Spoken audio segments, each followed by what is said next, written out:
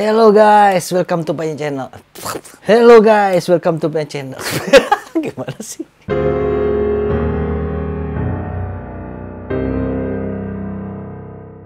Hello guys, welcome to my channel. Gimana kabar kalian semua? Sehat? Sip, mantap. Kali ini guys, gua mau membawa kalian ya ke kasus misterius. Ini kasus disebut Yuba County 5. Disebut Yuba karena kasus ini berasal dari kota Yuba yang berada di negara bagian California, Amerika. Dan disebut Five karena ini melibatkan 5 orang ya. 5 orang ini juga 5 orang dewasa gitu. Mereka hilang secara membingungkan semua pihak gitu. Tahu-tahu hilang aja. Gimana ceritanya nih? Pertama kita lihat dulu nih siapa 5 orang ini ya. Jadi rupanya kelima orang ini adalah orang-orang dewasa yang menderita keterbelakangan mental atau cacat mental semua ini 5-5-nya. Pertama ada 2 orang yang bernama William umur 29 tahun dan Huet umur 24 tahun. Kedua orang ini mengalami cacat intelektual. Kemudian ada lagi yang namanya Ted umur 32 tahun dan Madruga umur 30 tahun. Kedua orang ini mengalami keterlambatan dalam belajar.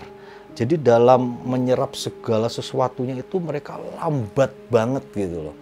Terus yang terakhir, yang kelima ada namanya Gary. Dia ini berumur 25 tahun. Sedangkan Gary ini menderita skizofrenia atau suka berhalusinasi yang menyeramkan gitu ya. Dia selalu ketakutan. Dan si Gary ini juga pernah dimasukkan ke rumah sakit jiwa.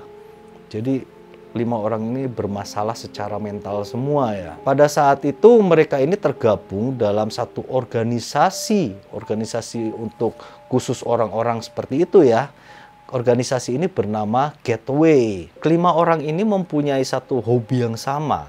Mereka gemar bermain basket dan gemar bermain video game gitu. Hingga mereka ini 5-5-nya kompak dan sangat akrab. Mereka ini tergabung dalam akademi basket gitu ya, yang melatih mereka ini bernama Gateway Gators gitu.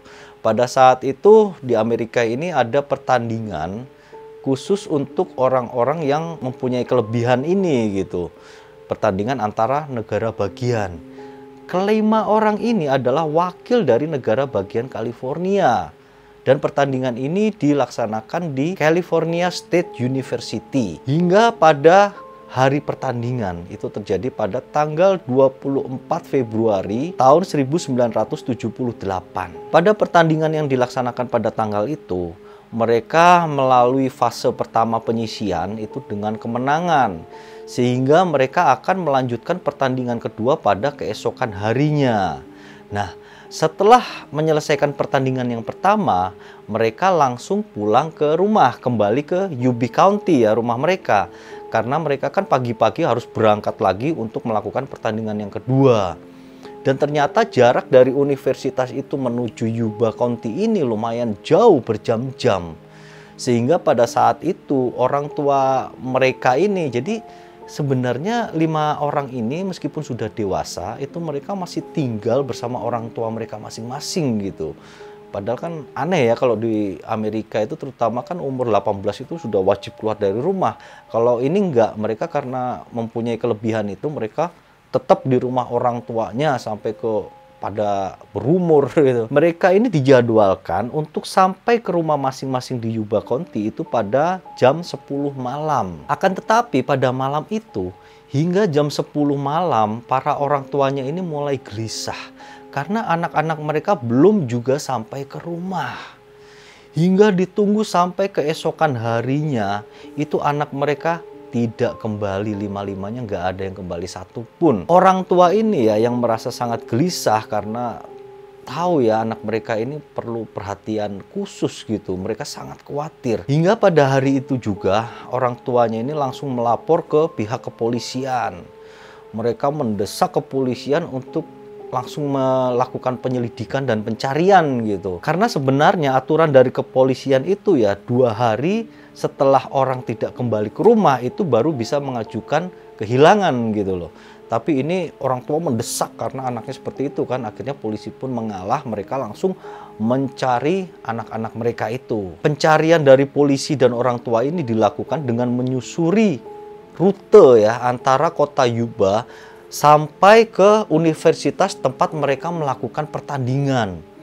Di sepanjang jalan itu mereka terus menyusuri, mencari, akan tetapi tidak menemukan sama sekali petunjuk apapun. Hingga mereka terus melakukan pencarian ya, tidak ada hal baru yang didapat gitu. Sampai mereka juga membuat brosur untuk disebar-sebarkan tentang orang-orang hilang ini ya. Hingga waktu berlalu sampai 3 hari setelah pelaporan orang tua ini, akhirnya mereka mendapatkan petunjuk dari seorang penjaga hutan yang berasal dari hutan Plumas. Hutan Plumas ini agak jauh ya dari Yuba County ini. Jadi kalau misalnya ini universitas, ini Yuba gitu kan, set ke sini. Nah, ini harus lewatin Yuba baru hutan Plumas gitu loh. Jadi orang ini bablas dari kota mereka itu dilewatin dan lewatnya sangat jauh. Penjaga hutan ini mengaku dia melihat mobil yang sama mirip dengan selebaran yang disebarkan oleh kepolisian. Dia lihat, loh ini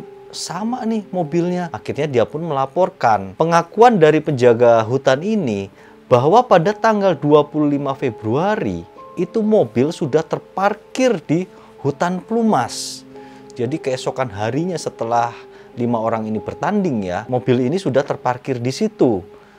Dan penjaga hutan ini menganggap itu adalah hal yang biasa. Memang daerah situ adalah daerah termasuk daerah wisata, cuman daerah wisata sepi gitu. Maksudnya orang ke situ itu cuman buat main ski seperti itu kan. Jadi dia menganggap wajar gitu ada mobil parkir.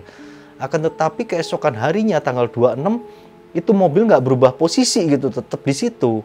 Hingga tanggal 27 sampai tanggal 28 dia mendapatkan selebaran orang hilang itu. Akhirnya dia baru melaporkan ke kepolisian. Kepolisian mendapatkan laporan itu, mereka pun langsung menuju lokasi mobil berada. Mereka melihat itu mobilnya kosong.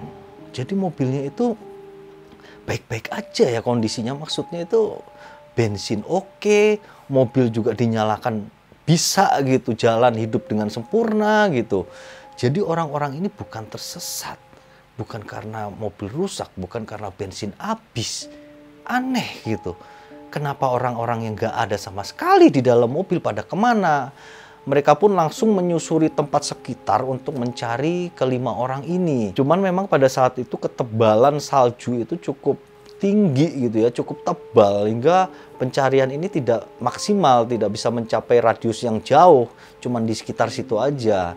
Mereka pun tidak dapat menemukan petunjuk baru lagi. Kemudian ada lagi kesaksian baru yang aneh ya, menurut gua aneh nih kesaksiannya. Ini datang dari seorang penjaga toko, penjaga supermarket kecil. Dia mengaku bahwa kelima orang yang ada di selebaran itu, dia mengenali dari mobilnya, mengenali dari orang-orang fotonya itu ya, itu pernah mengunjungi tokonya pada jam 10 malam. Jadi ini kan di kota Chico ya, jadi kota kecil itu antara Yuba dan hutan Plumas. Jadi otomatis kelima orang ini mereka sengaja melewati Yuba kemudian bablas. Karena terbukti kan mereka mampir di supermarket orang itu gitu loh. Ngapain mereka itu ngelewatin Yuba? Kenapa nggak pulang langsung ke rumah gitu kan? Pada saat itu kelima orang ini bertingkah normal seperti nggak ada apa-apa gitu, kata penjaga toko ini ya. Mereka membeli makanan ringan, membeli susu gitu. Kemudian setelah itu mereka pergi seperti biasa. Itu terjadi pada jam 10 malam. Seharusnya jam 10 malam itu mereka sudah sampai di Yuba County. Sementara itu polisi ini kemudian kan membawa barang bukti mobil ini ya ke kantor polisi. Mereka menyelidiki lagi kondisi dari mobil. Siapa tahu dapat petunjuk nih. Pada saat itu mereka menemukan bahwa kondisi fisik dari mobil ini sangat mulus. Padahal akses untuk mobil ya menuju hutan Plumas itu penuh dengan semak belukar, jalan sempit, jalan berlobang-lobang. Akan tetapi ini mobil nggak ada tanda-tanda tergesek sama sekali.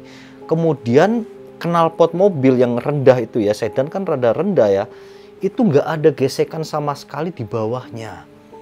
Hingga polisi menyimpulkan bahwa yang nyetir ini adalah seseorang yang tahu medan, tahu jalan untuk menuju ke hutan pelumas. Sedangkan pengemudi yang mempunyai SIM ya, berarti otomatis yang mengemudikan mobil itu adalah kalau nggak Madruga atau si Gary. Karena hanya kedua orang ini yang mempunyai SIM gitu loh. Sedangkan menurut pengakuan dari orang tua Madruga dan si Gary ini, si Madruga ini pernah diajak sama orang tuanya untuk memancing di daerah Pelumas, hutan Pelumas. Tapi si Madruga cepet-cepet minta balik. Dia tidak menyukai daerah itu. Jadi nggak mungkin kalau Madruga itu nongkrong di hutan Pelumas gitu. Demikian juga dengan Gary. Orang tua Gary ini pernah mengajak si Gary ini untuk camping ya, untuk mendaki gunung gitu di daerah Pelumas ini. Tapi Gary begitu sampai sana, dia langsung minta pulang. Dia tidak suka dengan daerah itu. Makanya kedua supir ini tidak mungkin membawa mobil tersebut ke daerah hutan Pelumas. Kemudian polisi ini mendapatkan satu petunjuk baru lagi dari orang yang bernama Joseph Scones. Pada saat itu Joseph Scones pada tanggal 24 dan 25 Februari ya, dia mengaku mengalami habis bensin di mobil yang diduga milik orang-orang itu yang hilang itu.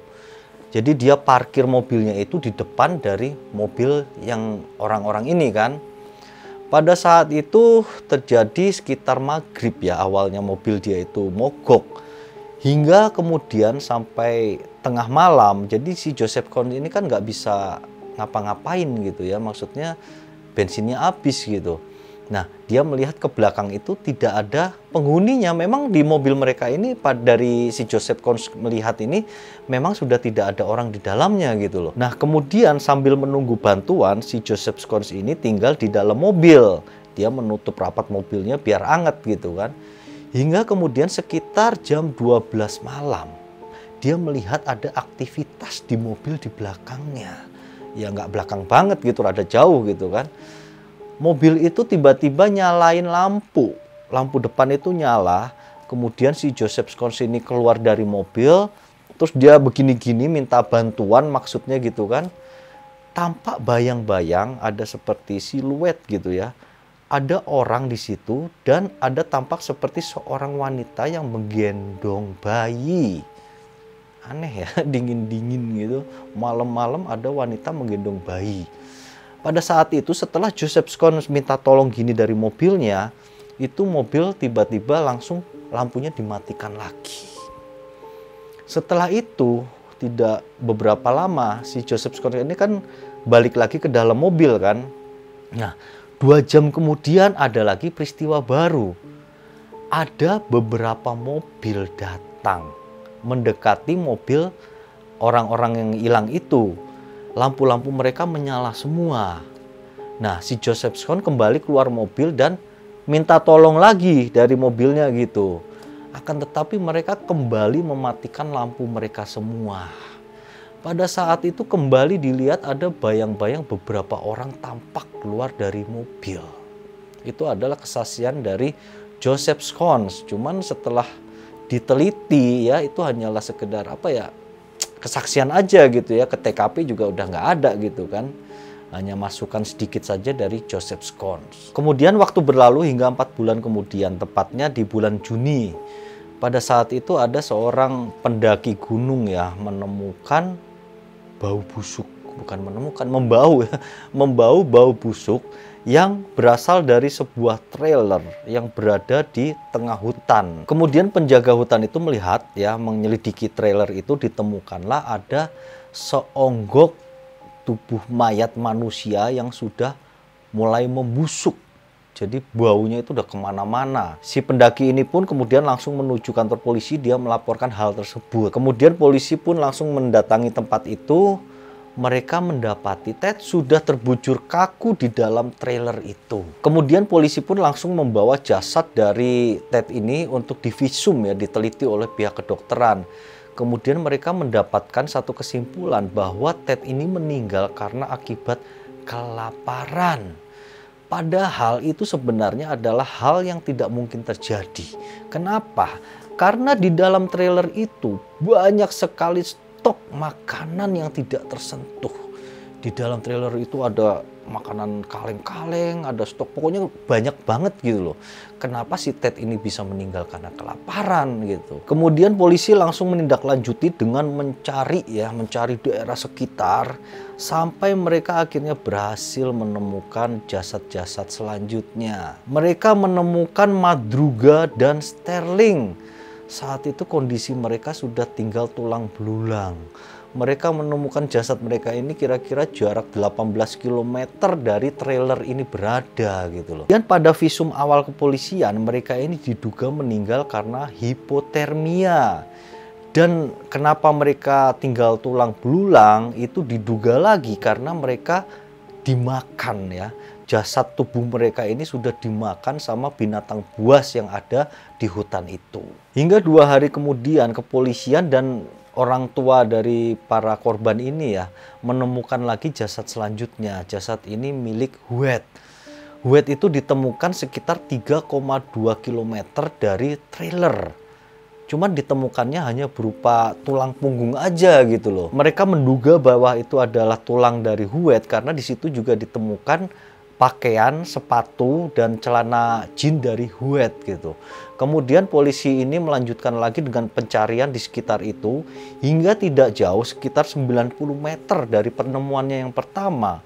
Mereka menemukan lagi satu kepala tengkorak yang diduga lagi itu adalah milik dari Huet. Hingga hasil dari otopsi polisi ini juga menyebutkan bahwa si Huet ini meninggal karena hipotermia. Polisi ini melanjutkan penyelidikannya di trailer yang ditemukan ya. Dia menemukan fakta bahwa ternyata si Ted ini itu tidak sendirian di dalam trailer. Karena di dalam trailer juga ditemukan sepatu tenis milik dari si Gary. Ted ini pada saat ditemukan mayatnya itu tertutup kain. Jadi seolah-olah setelah si Ted meninggal ada yang nutupin mayatnya gitu. Kemudian ada penemuan lagi bahwa di trailer ini ada ransum makanan milik tentara.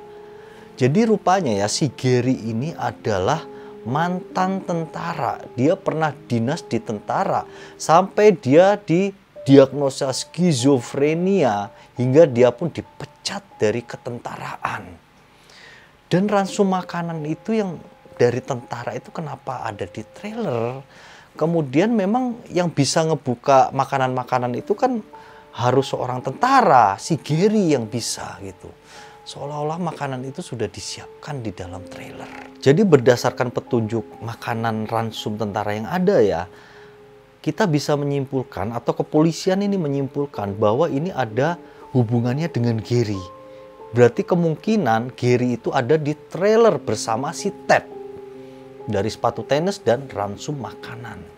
Akan tetapi si Gary itu sampai sekarang itu tidak ditemukan. Dia ada di mana tidak ada yang tahu. Entah masih hidup atau udah meninggal juga. Akhirnya kasus ini pun menemui jalan buntu ya. Kepolisian ini hanya bisa berasumsi-asumsi gitu loh. Pertama asumsi mereka kenapa mobil ini bisa sampai ngacok ke hutan Plumas gitu. Rupanya si Gary ini mempunyai teman di daerah kota Poberstone namanya. Cuman anehnya kalau memang punya teman di Poberstone, Gary ini harusnya tahu rute jalan menuju Poberstone kan gitu. Memang Poberstone ini kalau mengurut dari jalur universitas itu melewati Yuba, memang bener. Tapi dia beloknya salah gitu loh. Mestinya ke kiri ke arah Poberstone, kenapa dia malah ke kanan ke hutan Plumas gitu. Itu dugaan yang ngambang ya. Kedua tentang ditemukannya Ted ini, kenapa dia sampai meninggal karena kelaparan. Padahal banyak makanan. Memang menurut orang tua dari Ted, si Ted ini kan mempunyai penyakit keterbelakangan intelektual gitu ya, cacat intelektual. Dia tidak bisa mengambil keputusan. Dia cacat aja gitu pikirannya gitu, cara berpikirnya gitu cacat. Pernah satu ketika rumah mereka itu terbakar, terjadi kebakaran, si Ted ini sedang tidur. Kemudian sama orang tuanya dia itu dibangunkan, bangun kebakaran, ayo keluar. Malah dia bangun terus ngeliatin sekitar yang kebakaran, terus dia tidur lagi. Dia tidak bisa berpikir. Hingga akhirnya dia pun diseret keluar rumah agar tidak terbakar.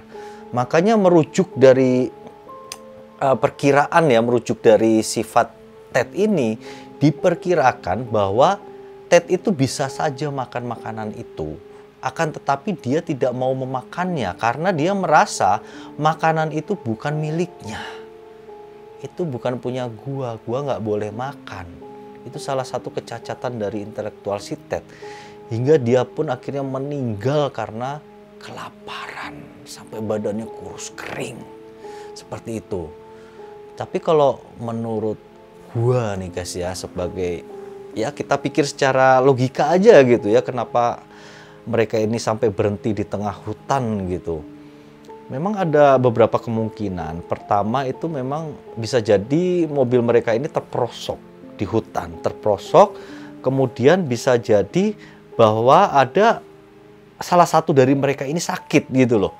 Itu yang bisa menyebabkan seseorang keluar dari mobil dan mencari bantuan gitu kan. Salah satunya mungkin itu ya. Jadi mungkin ini terjadi pada mereka, entah mobil mereka terperosok atau ada yang sakit gitu. Mereka kemudian keluar dari mobil, mencari bantuan sampai mereka menemukan sebuah trailer itu tadi. Jadi trailer itu adalah gunanya memang disediakan oleh pemerintahan setempat. Itu bagi para pendaki yang mau mendaki gunung. Itu adalah tempat peristirahatan mereka gitu. Memang disediakan di situ, bahkan ada makanan-makanan juga disediakan di situ. Nah, pada saat itu kelima orang ini menemukan trailer itu di tengah hutan kan. Hingga mereka pun berdiam di situ, sempat berdiam di situ sampai beberapa lama. Sedangkan si Ted ini, menurut gua, si Ted ini sakit. Makanya dia yang tinggal di trailer. Sementara teman-temannya yang lain ini pergi untuk mencari bantuan. Hingga mereka akhirnya karena mempunyai keterbelakangan mental, berpikirnya kurang bisa normal gitu, mereka pun akhirnya tersesat, bingung yang apa yang harus dilakukan gitu kan, sampai mereka akhirnya kedinginan, hipotermia dan meninggal. Jadi meninggal secara agak puguh kalau orang Sunda bilang gitu, gak jelas, tahu-tahu kedinginan karena bingung mau ngapain gitu ya. Kemudian mayat mereka pun dimakan oleh binatang buas hingga sisa tinggal tulang belulang. Sedangkan Ted yaitu tadi meninggal di trailer karena kelaparan, temennya nggak balik lagi, nggak ada yang nyuapin, mungkin seperti itu. Cuman terus ada lagi satu dugaan gua pribadi yang rada ekstrim tapi bisa masuk akal ya. Menurut gua guys, ini teman-teman mereka ini dibunuh oleh Gary. Kalau menurut gua nih, karena apa? Kenapa di situ ada ada persediaan makanan tentara yang hanya Gary yang memungkinkan untuk membawa dan mempersiapkannya. Dan lagi di trailer yang disediakan oleh pemerintah itu tidak disediakan makanan itu. Dan makanan itu hanya si Gary aja yang bisa ngebuka gitu loh. Jadi seolah-olah Gary udah mempersiapkan diri untuk berdiam di situ untuk beberapa lama. Dan diperkuat lagi, Gary itu sampai saat ini tidak ditemukan. Nggak tahu dia udah mati atau masih hidup. Jadi kalau menurut gua dugaan yang terkuat adalah Gary telah membunuh kawan-kawannya semua. Mungkin segitu dulu guys ya untuk pembahasan cerita misteri. Kalau namanya misteri itu tidak terpecahkan kadang bikin kita pusing. Gua aja ceritanya pusing aslinya guys. Karena panjang banget juga nih ceritanya. Mungkin segitu dulu guys. Terima kasih atas perhatiannya. Thank you and see you.